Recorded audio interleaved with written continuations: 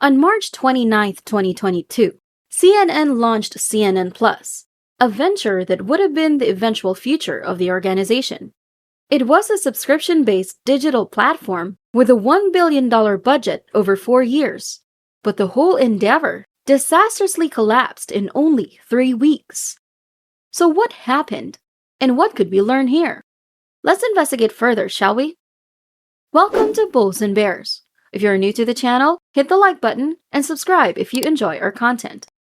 Now let's go back to the video. Established in 1980, CNN has customarily been the network that viewers went to amidst war, terrorism, or major news.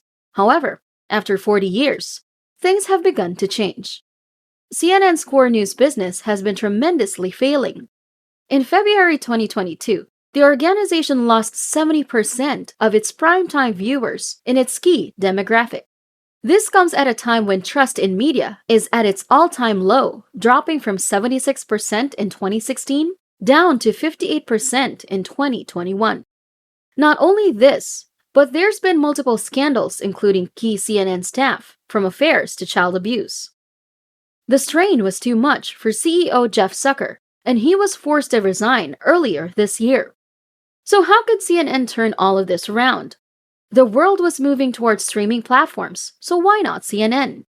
Besides, they're the greatest name when it comes to news. What's the worst that could happen? The outcome was CNN Plus. What followed was a multi-million-dollar ad campaign. Millions more were spent on recruiting staff to create exclusive content. Altogether, $300 million was spent building up the service. For viewers, the subscription cost was $6 each month. The issues visibly started to be obvious with the branding as CNN Plus. A ton of viewers thought the service was mostly going to be exclusive live news, but in reality, it was somewhat of a mixed bag. Although the focus was news, the CNN Plus lineup incorporated a cooking show, a book club show with Jake Tapper, a show about past celebrities, another show about the vocalist Dionne Warwick, and an Anderson Cooper program about the difficulties of being a father. To be perfectly honest, no one cared about these things. But that was only the beginning of the difficulties. Interestingly, according to the New York Times, it looks as if CNN Plus might have been thrown under the bus internally. Before the launch of CNN Plus, CNN, which was owned by Warner Media, was going through a lot of changes. Warner Brothers, and thus Warner Media, was going through a merger with a Discovery company. And the thing is, both organizations already had ventured into the streaming world.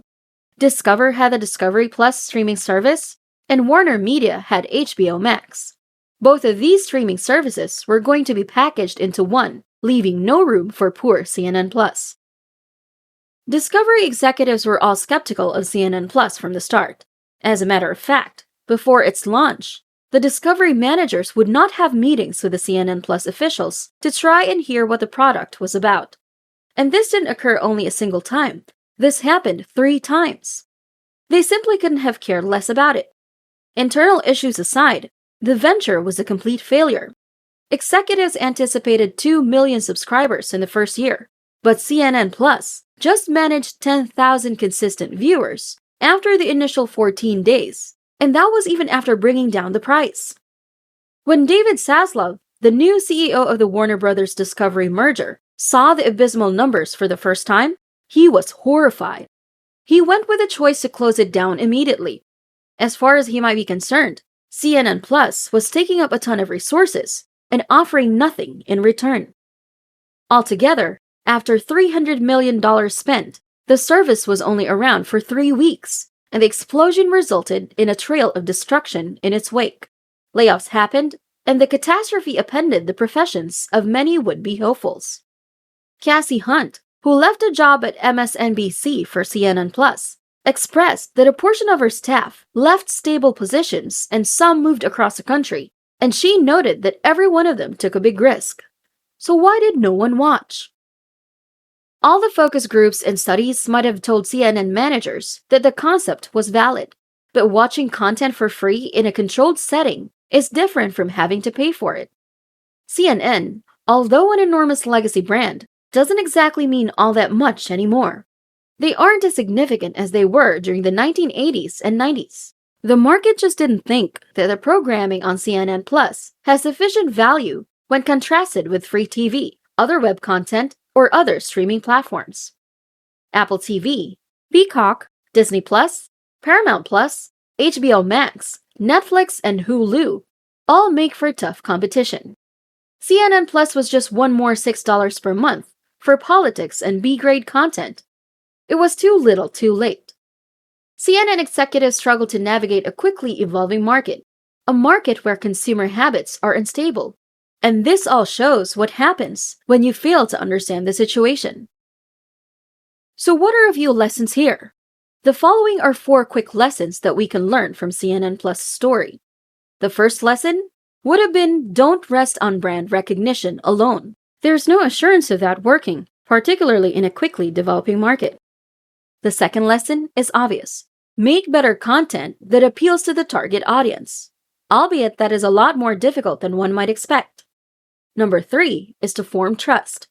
If CNN Plus were to succeed, it would initially need to get the fundamentals right.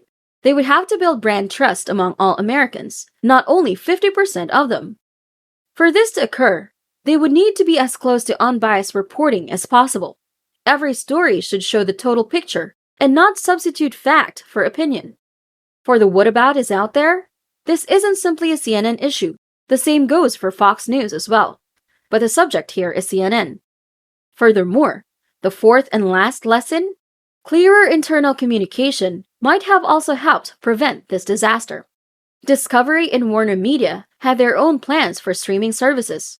So when it became clear that the merger was occurring, the CNN Plus content should have been included in the existing services, as opposed to limping along as an independent service. The lack of internal communication and friction kept CNN Plus from being integrated well into the wider business strategy of both parent organizations. So with everything taken into account, the CNN brand might have been harmed severely by this. I'd try and wager that more individuals have known about the CNN Plus disaster than CNN Plus itself. The entire saga leaves a question mark over CNN's digital presence when Americans are stopping to watch cable TV. So what do you all think? Did you even know about CNN Plus? Why do you think CNN Plus failed? Let me know in the comments below. If you enjoy this video, hit the subscribe button, click on the notification bell to be updated on our new content, and don't forget to give us a like if you want more videos similar to this one. See you next time!